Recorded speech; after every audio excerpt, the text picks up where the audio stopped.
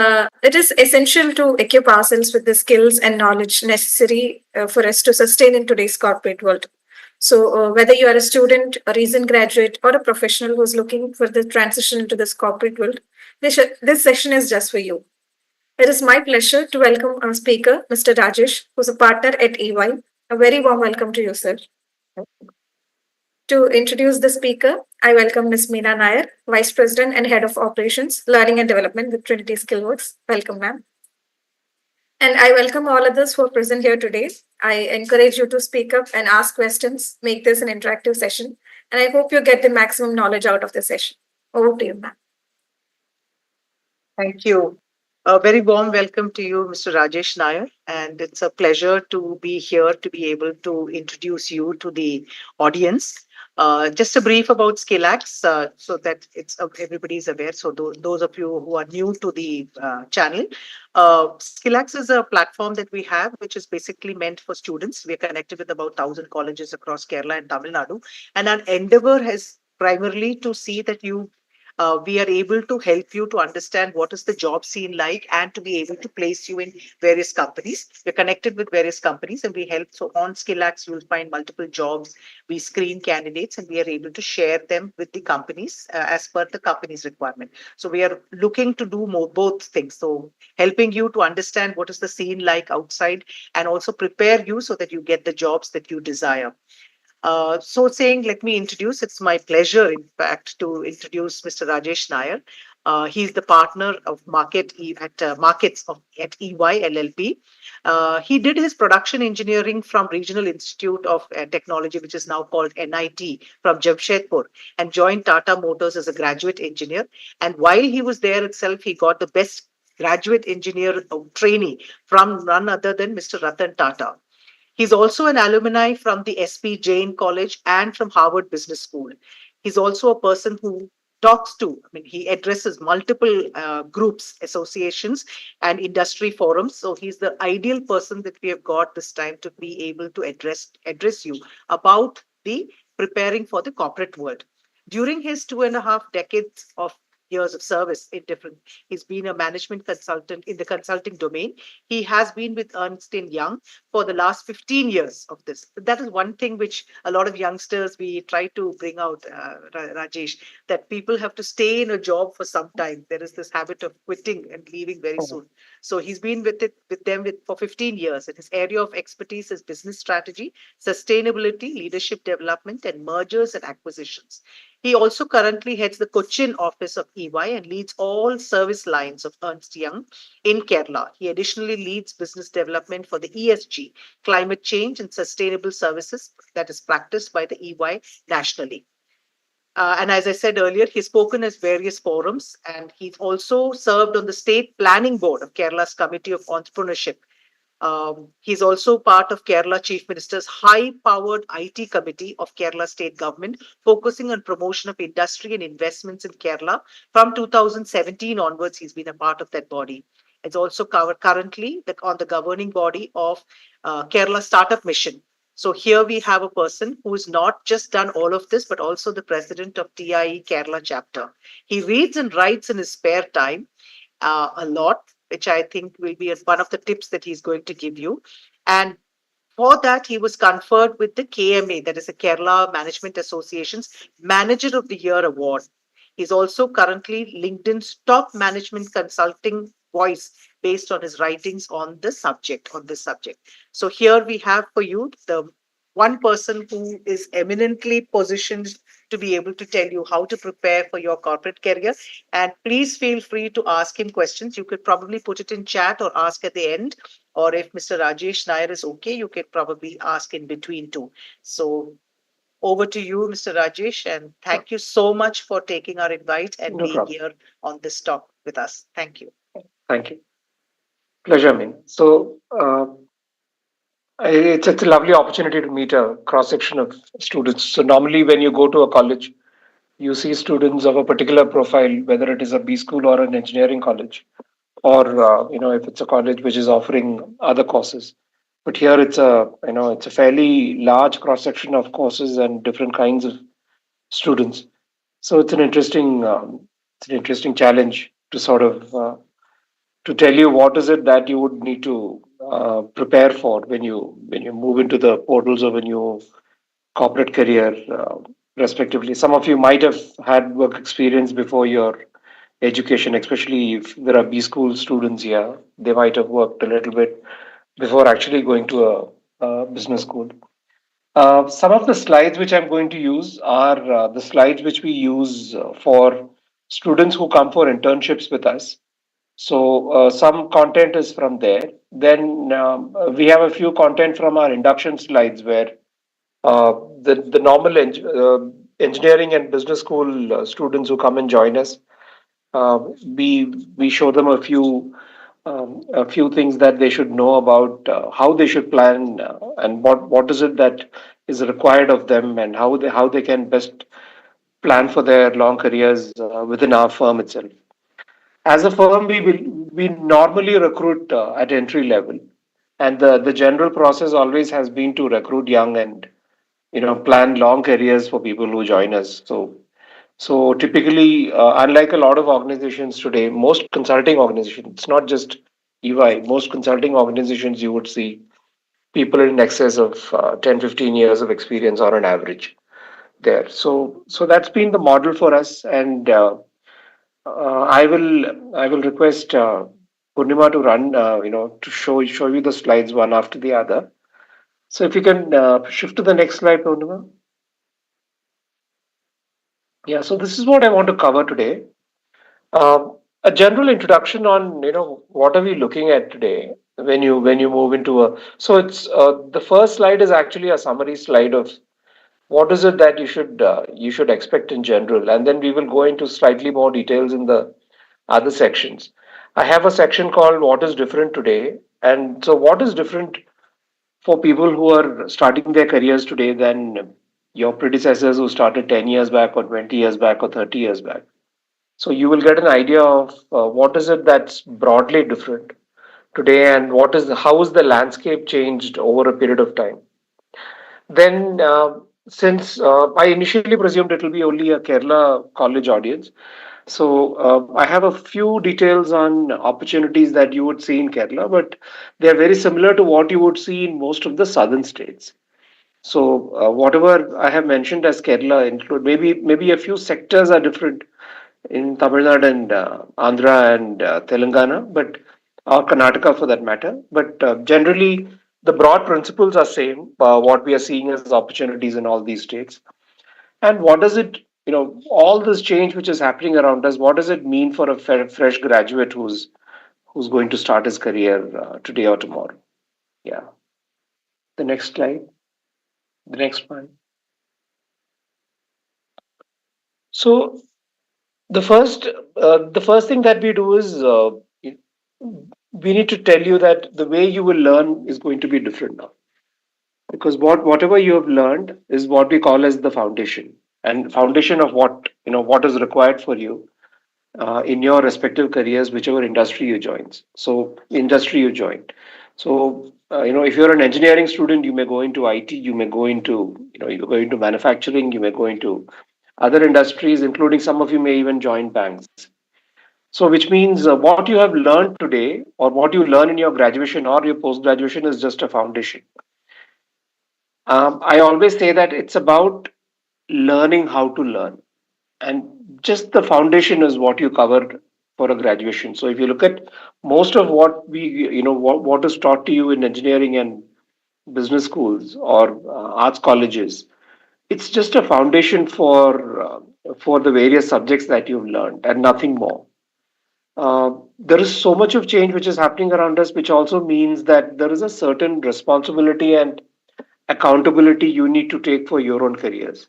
So gone are the days when, maybe one generation back, let's say my parents' generation, on an average, people were, changing less than 1.5 jobs. So which means on an average, people were not changing jobs. They would join an organization and they would retire from there, and this was the general trend across. Now my generation, they're saying that we will change an average of around 10 jobs by the time we are 60. So I'm early 50s, so which means in the next 10 years there could be changes, and or that's what statistics says. Now, what is interesting is students who are starting their careers today, we are saying on an average, some of you will change as many as 16 jobs by the time you retire. So, your career span of around 35 years, you would actually have shifted 16 jobs.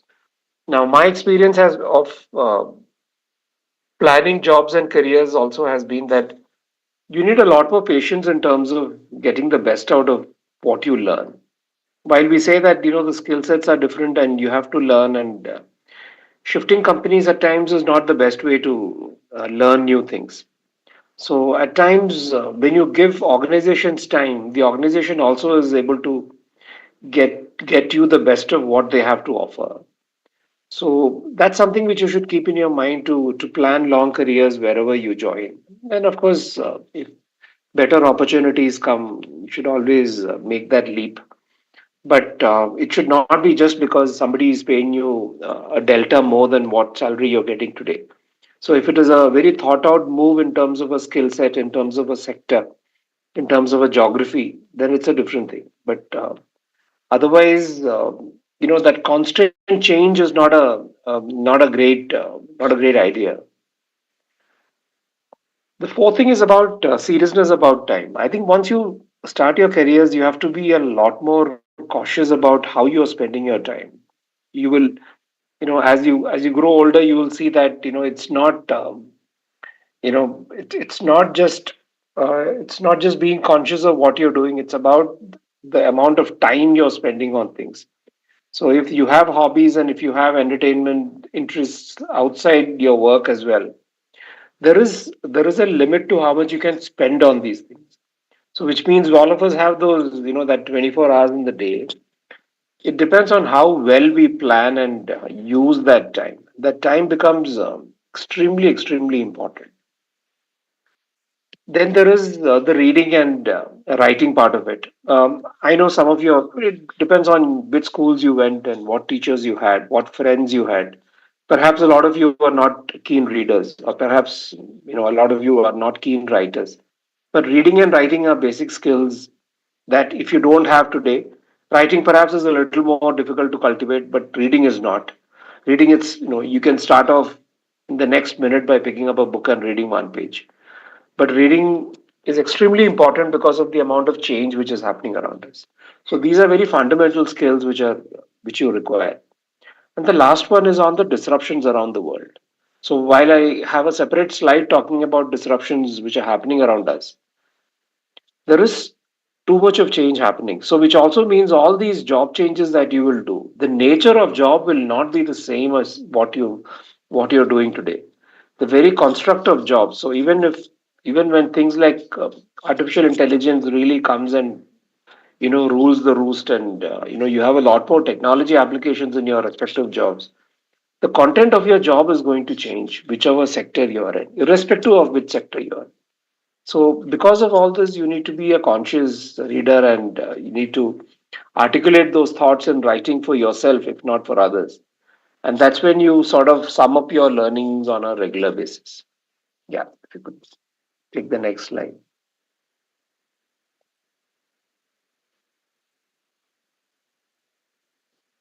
Once more, just click once. Yeah, there's a very interesting example of how aspirations of people across the world has changed. So in 1951, an advertising agency had done a survey across youngsters of your age, early 20s, on what is an aspirational product for them. And they did this in some 7 or 8 countries. So every country had a different aspirational product. And in India, it was the Hercules cycle. So somebody who was 21 or 22 years old in 1951 said that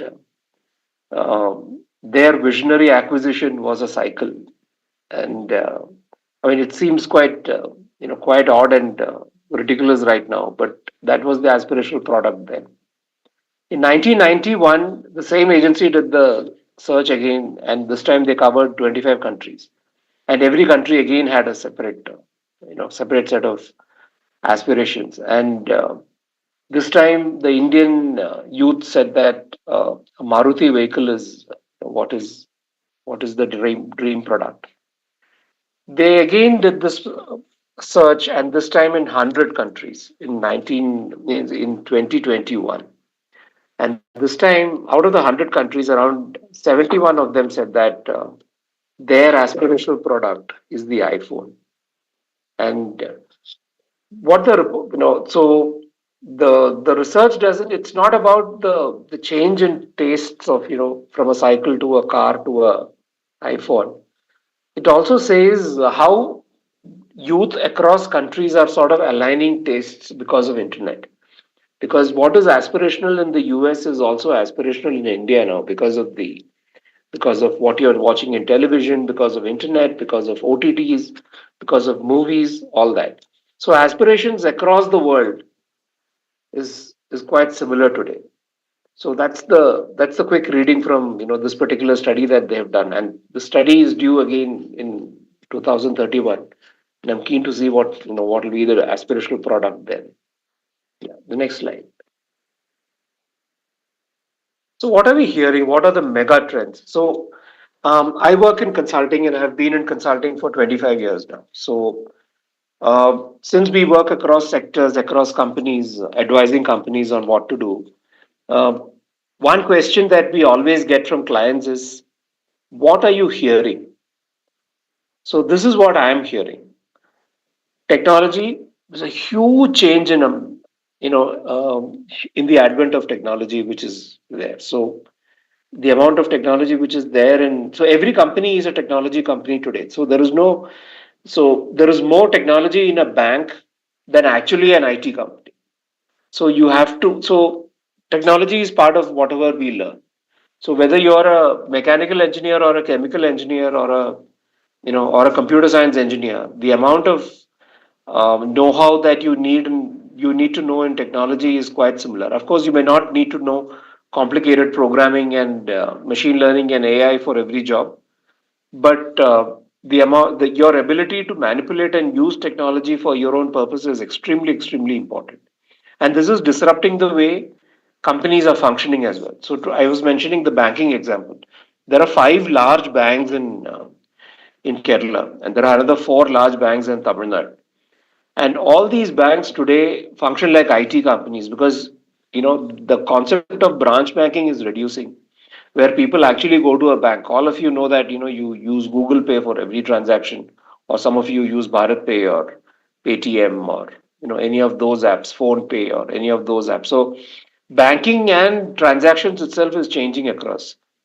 Geopolitics, we were not bothered about who was the president in United States the way we are today, because a lot of policies, lot of our jobs, lot of companies in India are also affected by the economic changes in countries around us, not just the US but also the chunk that we call Europe, and also Southeast Asia and Japan and China, all of them. So what's happening in each of these countries is important to us. There are companies. So if I take the Kerala example, there are companies which produce spices and spice powders and spice oils in Kerala. A lot of these companies they owned subsidiaries in Ukraine and China and a lot of these things. So each and every time a war like what's happening today in Ukraine comes, a lot of their supply chain gets affected. So for example, Ukraine is amongst the largest manufacturers of coriander in the world, and they apparently produce the best quality of coriander. So, something as basic as coriander, which a lot of us use in our food, comes actually from a place like that. There is a lot of wheat which comes from Ukraine, and the entire wheat supply chain for the northern part of our continent also comes from some of these areas. So, a lot of these basic things get affected. Now, increasingly with tariffs etc., we are trying to avoid the Chinese goods, but the problem there is that you get the Chinese goods much cheaper than some of the other countries. So while there is still the quality question, for non-important things we would still not mind buying a made in China product, and again your supply chain becomes a lot more cheaper by doing all that. The fourth thing which is happening around the world is, uh, especially those of you who are in Tamil Nadu would have seen more of it than, or Karnataka would have seen more than in Kerala, is this the global capability centers, as we call it. A lot of work of companies across the world gets done in India. So earlier it was just a back office where somebody was doing the payroll and IT and all those things. But now even innovation centers, R&D, a lot of those things get outsourced to India because we have the highest number of graduates, postgraduates, and doctorates. So that's a great opportunity which is coming. So today there are close to 2,000 odd companies who have set up their global capability centers in India. So EY is one firm. We have our global capability centers in Chennai, in Bangalore, and in Kerala as well. So in Kerala, we have more than 10,500 people in Trivandrum and Kochi, and a lot of them sit in our global capability center, which essentially is EY's back office, and they cater to multiple countries within EY. So that's a large area of employment as well. The fifth one is the changing business models. The way we looked at revenue, and for those of you who learn finance in college, finance is very different today because of the amount of money which is it's available. So yesterday, if you wanted money, you would take it from a friend, or or you would take it from somebody familiar. Then you started going to the banks and taking loans. But today you have private equity, you have organizations like venture capital, etc., who are ready to give you money because you have a great idea. And the entire way you look at financial modeling of your companies is changed, and you require that. The last is the changing skill needs. I can safely say that there is no age where you need to stop learning. You just need to keep on upgrading your skills because that is what is required in the market today.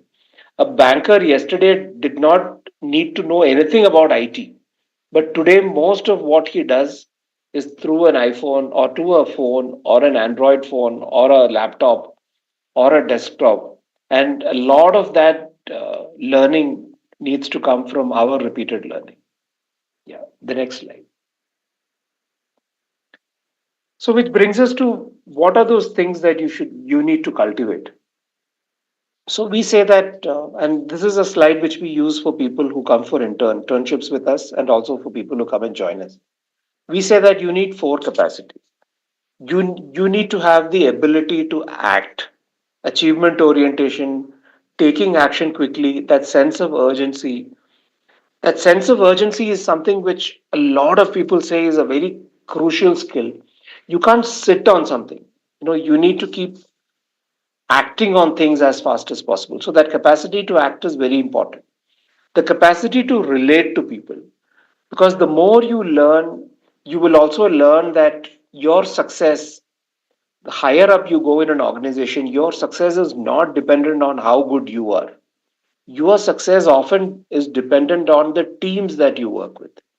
So it's the team's output which is becoming important. For those of you who, engineering, etc., are courses which are very individual driven. Of course, you have group projects, but you don't have enough of group projects in engineering.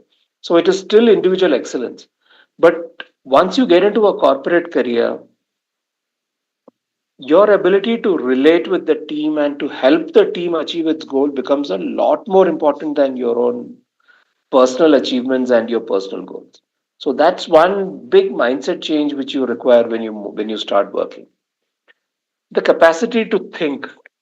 I think this is not a generation thing, but a lot of people don't spend enough time thinking, and we just move through motions of life. We just go through our daily routines and things like that without adequately spending time to think on why we are doing something, or why not something else, or why not do it very differently, and etc.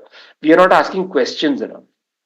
So normally we just take it for granted, and we just, just because somebody else is doing it, we just do it. So the capacity to think is very important because of the nature of change which is happening around us. And the last one is the capability to learn. You just have to continue learning, and which means that today there is so much of opportunity around us. There are hundreds of these online sites. Some of them are even free, giving you free education, free papers. They're giving you courses at very nominal rates where you can study any course which you like. And so whenever you see anything important, make sure that you try to learn it in a structured manner. And while reading, etc., gives you a grounding and gives you a basic introduction, doing a structured course has its own benefits because it really teaches you things in a structure. One question I get, especially from entrepreneurs, is college education becoming obsolete? So, do we need to go to colleges anymore? See, for the average guy, we still learn best in a environment where there are others who are learning with us. So that's the reason a school and a college still is relevant to us, because at times when you're on your own and you're learning, there are lots of people who do that well. I mean, there are hundreds of very popular entrepreneurs who have dropped out of school and who've done exceedingly well. But that ability to think and do things on their own is a very limited ability. An average guy, and not even average, I would say 95% of us still need to go through a structured environment like a school or college to learn. And that's the benefit of going to good colleges and good schools, where the amount of learning and supplemented learning that you get when you discuss what you've learned with your friends, with your teachers, etc., that's what makes your learning complete. We say that there are these rankings of business schools and engineering colleges. Often we see that the curriculum which is being taught in the engineering college, which is being ranked first, and the engineering college which is being ranked 100th, both of them have the same curriculum, both of them have the same textbooks, etc.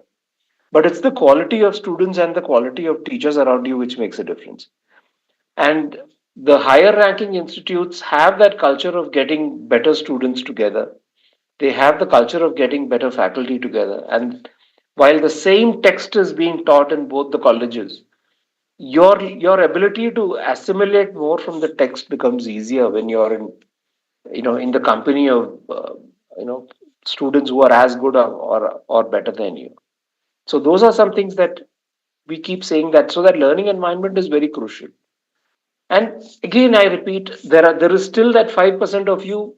It doesn't matter for you whether you go to a college, and because you can learn on your own. But that's a very small number and very small percentage of you who can actually do that. Yeah, the next slide. The lifelong learner. I keep saying this, and there is no. At the risk of repetition, I'll keep saying this, and I'll say this for the other slides also. It's a completely changing work landscape that we have today. You have to keep reinventing yourself. I have seen fads across 25 years, and we've consulted and we have helped organizations understand this. There have been some flavors of the day, and there have been some things which have remained. AI is one of those things which I think, in my reading today, is extremely serious, because it seems like the real deal. It seems like it's going to change a lot of things around us, and we will have to integrate artificial intelligence into a lot of things that we are learning and we are doing today. So that is something that you need to get ahead of the curve. So if you don't know enough, start reading, start learning, do some studies on your own and see how important it is. The third is the importance of soft skills. Communication, basic level of communication in terms of your ability to communicate with others. It was always important, and again, it's more important because of the change happening around you. You have to be able to articulate what's in your mind, and you need to know that language of articulation. So if you're an engineering student, you need to know that engineering language to articulate. If you are a business student, or if you go to a business school, the arithmetic and grammar of every idea, you have to put it into business language. So communication and soft skills is super important. And thoughtful preparation. I think the days where you can join a company and you can sleep through and retire from there 35 years down the line is gone, because the companies are reinventing themselves and the companies themselves are changing in terms of their product portfolio, their sectors, their core philosophies, and even what they are doing. Some products completely change from product to services and services to products, etc. All those huge changes are happening around us. So it is the time for the lifelong learner where you have to learn at every juncture in your life. Yeah, the next slide. From an India standpoint, we say that these are the five pillars which India is going to. So a lot of you will find that you will move into sectors which are aligned to this. I'm not adding IT because I don't think technology is different.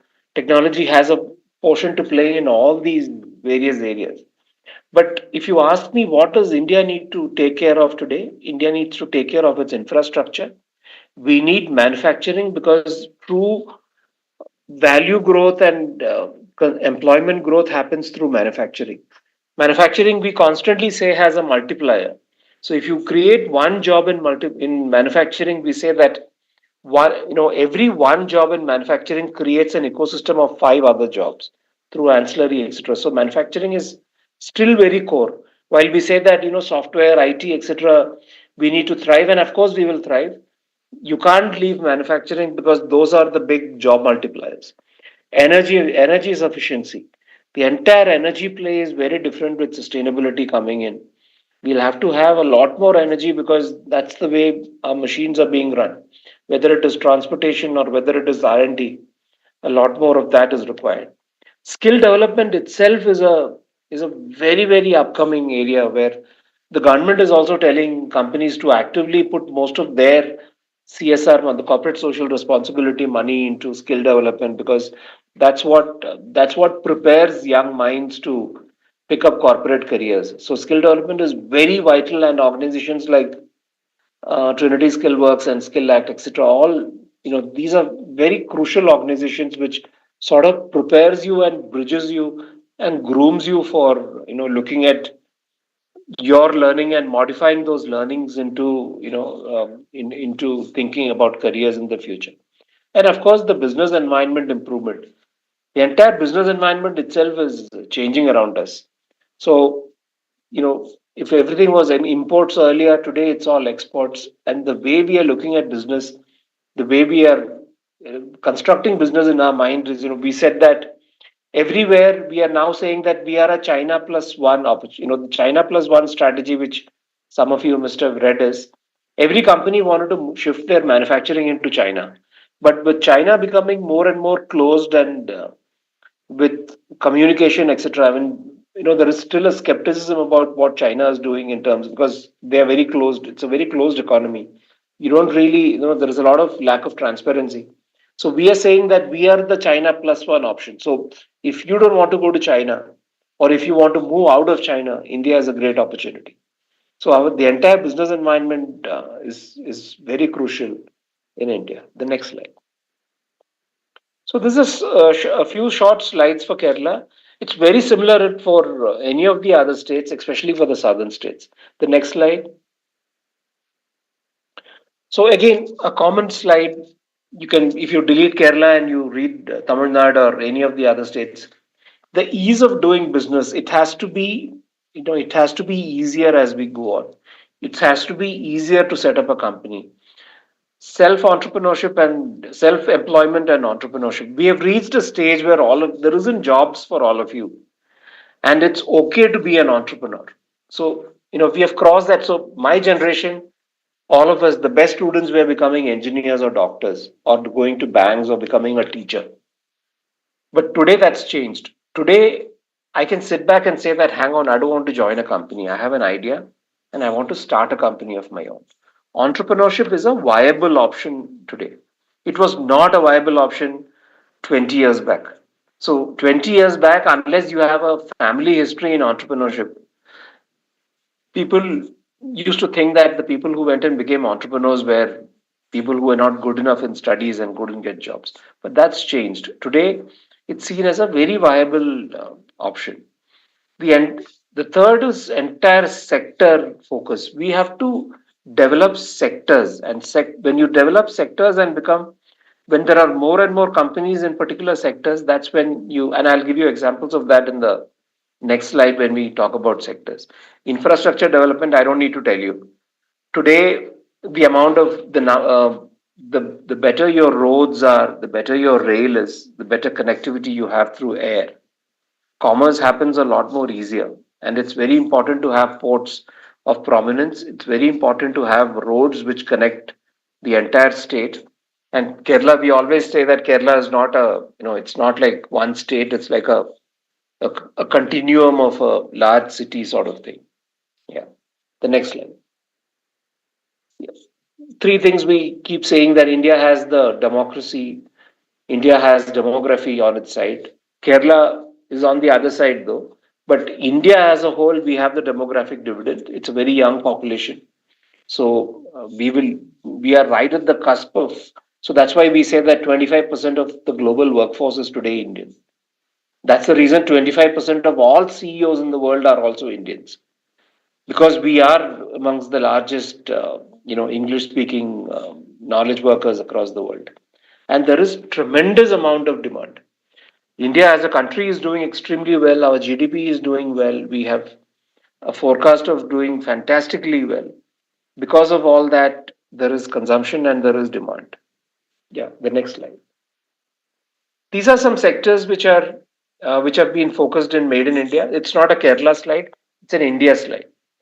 So all these sectors are extremely interesting, and the ones which I've marked in red are the new upcoming really interesting ones. So biotechnology. Earlier, biology students were, either becoming professors or doing R&D and nothing much. But today, genetics, genomics, etc., has become a very, very burgeoning area. And pharmaceutical itself has a lot more biology than earlier. Electronics, IT, and BPM is what we call as global capability centers. The example I gave about EY in Kerala, or the 2000 global companies who have come and set up their global capability centers in India, which is giving a lot of jobs. Tourism and hospitality, what the example I mentioned about manufacturing, with, I said, for every one job you create in manufacturing, you create five jobs. In tourism, it's the highest. Every one job you create in tourism, you actually create an ecosystem which, or every one rupee that you invest in tourism, you create, equivalent of eight jobs. So that's the multiplier that you have for, opportunities like tourism, and that's why, a place like Kerala, tourism is at most important, because a five-star hotel coming up somewhere means there is an ecosystem of hotels and shops and chains of mom and pop stores and a lot of that which burgeons and gives people jobs. Yeah, wellness, I don't need to tell you, it's not just Ayurveda, but even health tourism itself. We are a much cheaper and a much more efficient health option today. Today, for a bypass surgery, people come from across the world to southern India and to some of the northern states, because the best doctors are here and the fee is nearly one tenth of what you need to give, and the quality of healthcare also is improving every day. Yeah, the next slide. Some industry clusters. I'll just gloss over the slide. Just skip the slide and go to the next one. So, what does all this mean for the fresh graduate who you are? The next slide. So, what are the opportunities? It's a scaling up workforce. Increasingly, you're finding new kinds of jobs coming. So, even if AI comes and takes away a few jobs, it'll create, for every one job it takes away, it's going to create three more new jobs. So, keep keep your eyes open in terms of the nature of jobs which are coming up. It's a much faster growth and leadership roles. Some of you will become CEOs at the age of 35, 40, which your predecessors were not becoming. Some of you will become, will have much higher entrepreneurial successes and CXO roles at a much younger age. You will have diverse career opportunities. The amount of change that you will do in your careers also will be super fast, and you will, so if manufacturing to IT to consulting to banking, a lot of that. Nearly all of you, and I, without exception, all of you will get global exposure.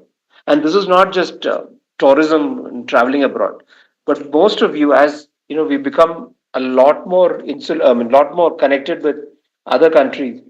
All of you will get opportunities to go abroad and work and travel on work. I'm not talking about tourism. And the last is, of course, entrepreneurial opportunities. A significant portion of you will also start businesses of your own, because that's the nature of times. And it doesn't matter. Some of you will succeed, some of you may not. But every entrepreneurial opportunity is a learning process. If you try to take a loan in the US, and they say that, and if you say that you've started and failed in three companies, perhaps 5 years back in a bank in India, you would not get an opportunity. But 5 years back, US, they would give you credit because you started three companies, and even if you didn't succeed, you've learned something about running companies. And that's changing in India as well. So even in consulting, and even if you look at consulting and some of these professions, we are completely open to entrepreneurs who have not done well in their respective professions, because we are sure that they've learned something during that process, and we don't see it as a negative quality.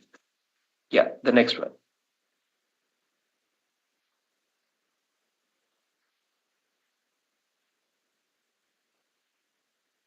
Challenges, of course, with all these opportunities, you have challenges as well. So today, your compete is not the student sitting next to you in the same class, or your compete is not another student from the same college. Your competition is at global level.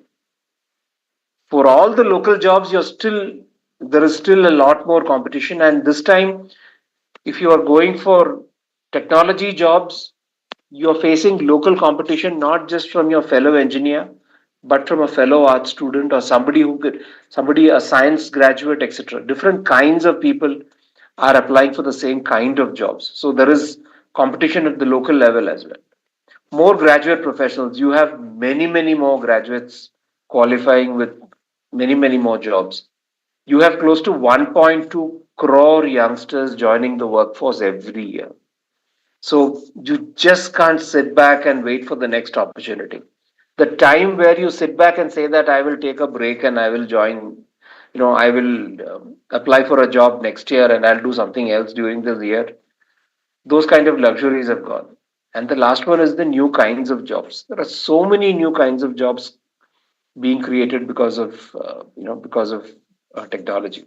The next slide. Personal differentiation. You need to figure out what is different in you. How will you differentiate yourself? Because there are so many graduates applying for same jobs. So an average job, you will see hundreds of people applying for the same job. How will you differentiate yourself? What are the skills that you have? What have you learned which makes you better than somebody else? Also, the ability to unlearn. Like I said, new things, while you have to learn new things, you will also have to unlearn some of those old practices. So keep on upgrading what you've learned. Look at new avenues. Continuous learning, I keep insisting, I said that I'll keep on repeating that.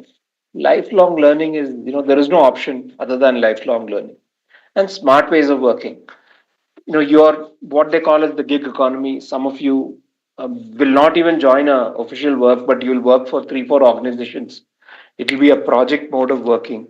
All those options are there today, and companies are not insisting that you need to be employed with the company so far.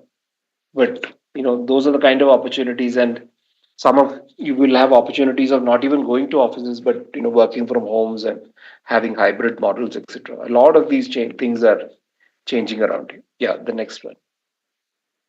So these were some of the slides. I'm just touching a few things.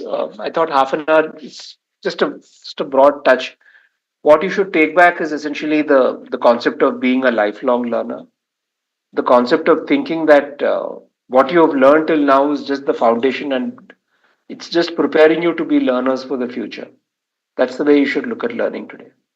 And otherwise, feel free to write in. I'm not super efficient at answering mails on time, but yeah, feel free to connect. And if some of you are on LinkedIn, feel free to connect on LinkedIn as well. I keep writing and putting posts in terms of what's happening around us, and even things on Kerala and India. So, there could be something of interest of you as well. So thank you, and happy to pick up a few questions. And if you have, if we are not able to answer all the questions, maybe you could send in the questions to Purnima and the team, and maybe some of those questions I could answer them Otherwise, I'm here for the next 10 minutes to answer questions. Thank you. Thank you, Rajesh. Questions have not been put in yet. I'm hoping somebody will write. But I have a question to start it off. Sure. Uh, Entrepreneurship is something which you have touched upon multiple times in the presentation. Uh, and a lot of colleges have got incubation centers, and there are a lot Yeah. of youngsters who want to do entrepreneurship. But there is this wet towel kind of a thing where a lot of older people, slightly senior people, will say number of entrepreneurs that survive 5 years or 10 years or even the first year is very less. So, what would be your kind of what would be something that you could tell or give your observations or suggestions on what is it that it Yeah. takes for an entrepreneur to be able to stick with what needs to be done? Yeah, I think the success rate is far lesser in entrepreneurship than any other area today. And what senior folks say is also that statistics will tell you that a lot of them don't survive. And there is this power law in entrepreneurship which says that out of every 10 companies, it's only one company which really does well, and of course they really do well. So, so how will you even suggest entrepreneurship as a career option? So, what I have seen and the benefit of what we have seen, even in terms of hiring entrepreneurs, is also when they go through that entrepreneurial journey, it's a much more accelerated learning cycle. They learn everything much faster. So, everything about running a company or running or working in a company, they have that accelerated time frame during that time. Some of them fail because of their mistakes. Some of them fail not because of their mistakes, but because of environmental changes around them. And something like, let's say, COVID came, and then there are hundreds of industries which went blank because that was the nature of times. Even technology comes and disrupts industry. So at times, it's not just because they have done something wrong. It's also because of the environment. But that process of starting a company and putting an idea to fruition, etc., is a very fulfilling experience. So while they may not succeed, it's still a very useful experience and lot of companies are look very benignly at students who've done entrepreneurship, and of course, not everyone, but yeah, if their experience was good and if they've learned enough, they do get a preference in certain kind of jobs. So what you're actually also saying is that again over there is this learning quotient, right? Yeah. Unless they have picked up something. So it's not spur of the moment, something looks good, so let me start, but Yeah, more of the depth and the learning that they have done even to start that absolutely. entrepreneurship and the Absolutely. journey that they've had. Yeah, so those are some things that you should be cautious about. So if you're starting a company, 10 other companies in that sector has done well, so you're starting the 11th company, it's a bad idea. But if you have a genuine idea which you think is of use to the society and people are ready to pay for that product or service, then you should give it a go. And then, of course, you should also look at your own personal reality. Some of you need a job because a family is dependent on them. So all those things are also personal aspects you should think of. So touched upon, Rajesh, you also touched upon communication. From our experience, that is from Trinity Skill Works and SkillActz, the kind of the discussions that we have with students, the interviews that we have, we have also noticed about it's not about. I mean, that's my point of view. I would like you to correct me if I'm Yeah, wrong. It's about having the confidence to be able to express yourself more than just being able to speak Queen's yeah, English, right? yeah. So, So I don't think language is. Yeah, there are jobs where you need perhaps Queen's English can help you a little bit, but I don't think. But those jobs are far and few. For an average job, are you able to articulate your what is in your mind to the person sitting across the table?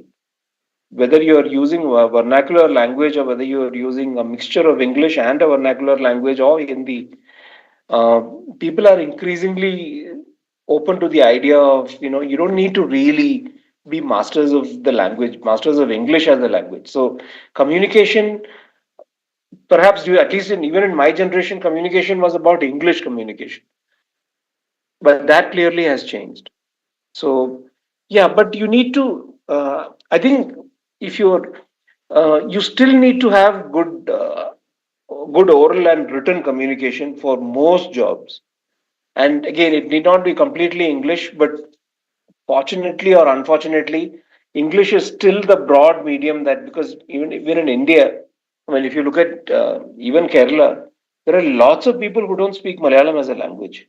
So then English becomes the easiest, that parley language, or the language in between, which used for communication. So hence, English at times becomes super important. But yeah, answer to your question, communication is important, but not a particular language. So you should know how to communicate your ideas. Otherwise, it's just lost with you.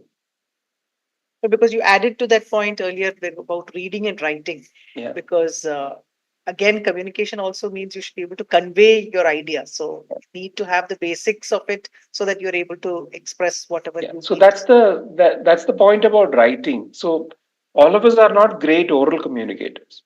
So then in that case, you should, if or there is, certain people are different in terms of, in terms of talking.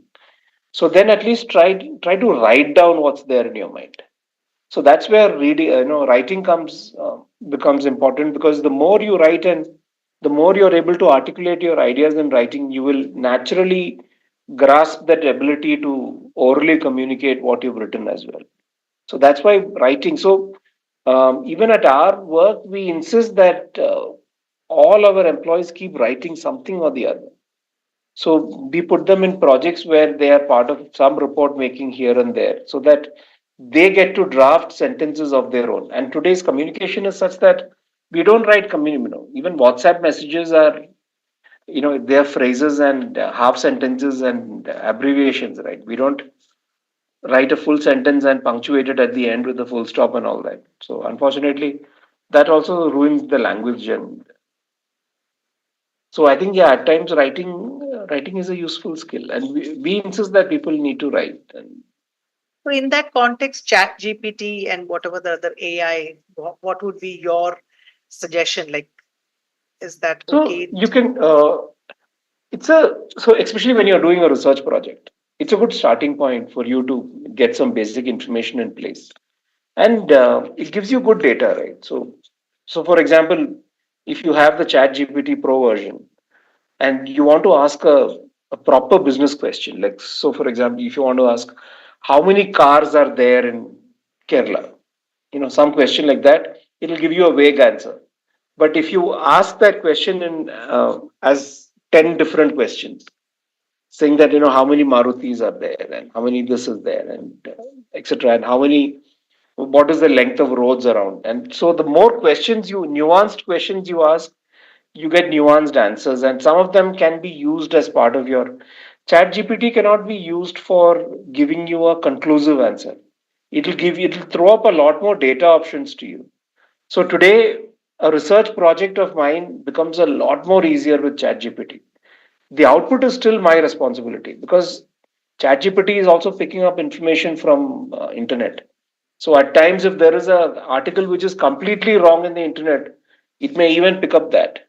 It may make complete blooper of a mistake, asking if, there could be some series of articles which says that capital of Kerala is, let's say, Kozhikode. ChatGPT doesn't know, can't differentiate that. It'll just tell you that, the first 15 articles or 25 articles, if so many people have made that error, the software also makes the error. So all those things you'll have to cross verify. But some base level data is always available, and it helps you. And even when you're researching things and asking questions, you come across concepts which you don't understand. All these you can incorporate, and you can ask ChatGPT, like what we used to use Google, but ChatGPT gives you slightly more refined and nuanced answers. Thank you.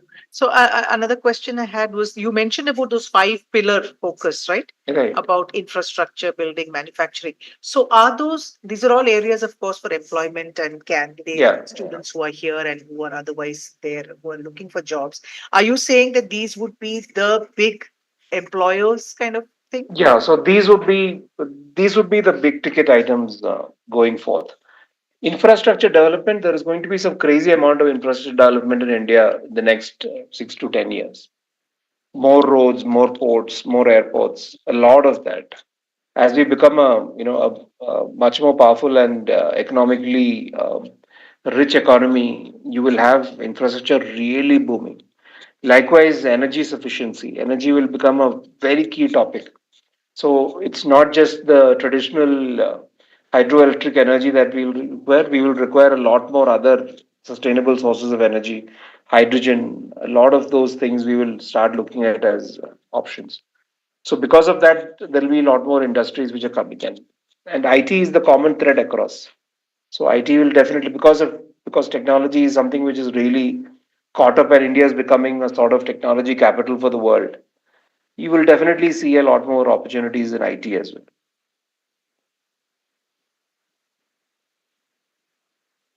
There's one more question. Like you had, like you mentioned, about 12 million, 1 crore, 1.2 crore people are passing out engineering, or not graduates, are coming out from our universities every year. What would be those? You have already identified a few, but what would be the key thing that, because everybody has got a certification, Yeah. but everybody is not qualified. So, what would be those distinctive 2 or 3 points that would make them qualified to get a job? Because I remember we started the company, Trinity itself was started on the premise of the World Bank report, which came out in 2013 or so. I can't remember now, 2000, whatever. In that, it said 65% of India's youth were not employable. They have got graduations, but they're not employable, which could have changed over the years. But what would be your take on that? Yeah. So I think yesteryears and perhaps even now, the Indian education system focused a lot more on theory than than practicals. So which means a lot of theory children tend to forget, and unless you practically have done it, that's where today, I insist a lot of these students to go for internships every year. Do something or the other. Even if it's a small organization, you at least get that feel of what they do and how they generate revenue and how they create jobs and all that. So things like internships and that practical interface is a lot more important today. And even today, it'll be the somebody who can visualize how he's going to use his foundational skills into at a workplace will always have an edge over others, and that's where college, I mean, institutions like yours will definitely, we require a lot more of trinities around, because you were preparing them. It's like another set of college, it's like another curriculum where they are sort of bringing in whatever they've learned, whatever streams that they've learned, and grooming it and preparing themselves for a career. So that certain grooming element, which ideally colleges should have done, is not being done. And maybe colleges will do it 10 years down the line, but at least for the next 10-15 years, there is a lot more scope for your kind of institutions to prepare students. And that preparation is largely about interfaces that you give with practical practical application of what they have learned, whatever streams that they come from.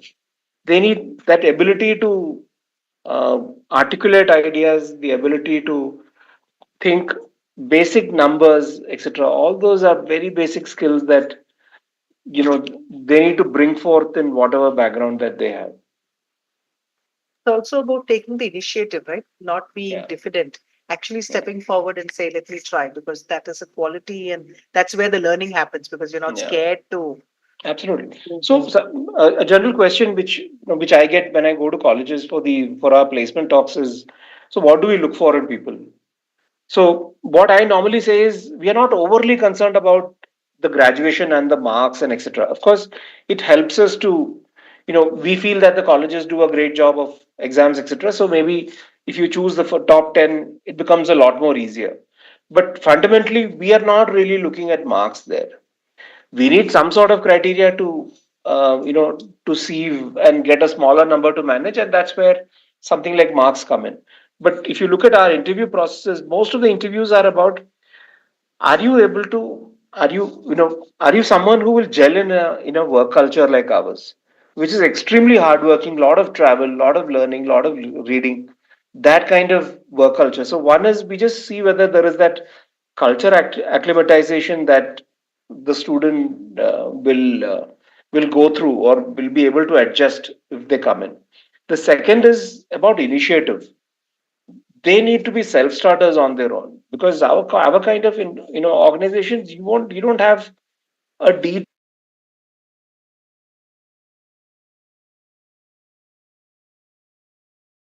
while of course there is an induction and all that thing which happens. We it's an it's a industry which is learning on its learning every day. So, and because of that, the third thing, which is the most thing, is your learnability. We are not really bothered about something that you don't know today. Once you join us, we are confident that we will teach you. What we are worried about is, do you have the learning ability or the learning quotient to learn what we teach? That's what we ask during interviews, and see what your learnability is. Ask you questions which are completely out of context and which are out of your regular events, or even give you case studies and ask you to solve case studies, and how would you go about this? Take you out of your comfort zones and give you topics, and then see whether you have that ability to think out of the box and to learn and all that. So those are some things that uh, I'm sure organizations like Trinity will prepare students a little more, because the college guys will still teach them curriculum, and at least for the next 10 years things may not change. Maybe it will change after that, but yeah, we still go through that regimented way of teaching. Well, I think, as you said, that's a foundation, and Yeah. those who do a little extra are the ones who are able to make it faster. It's that, yeah, Others the will also reach differentiation there. part, right? You have to figure, how will you position yourself differently from somebody Mm. else. Yeah. What is it that that person will get from you that they may not get from somebody else? Somebody else. Yeah. And you need to be able to articulate that differentiation as well. So thank you so much, Rajesh. A lot of little things. I mean, many things that you have said. I think when they hear the video again, listen to the YouTube, they'll get a lot more learnings from it. Thank you so much. Sure. All right. All the best to all of you. Thank you. Um, Yeah, I've put the Google form in the chat box. So students have to fill in that Google form to get the certificate of participation.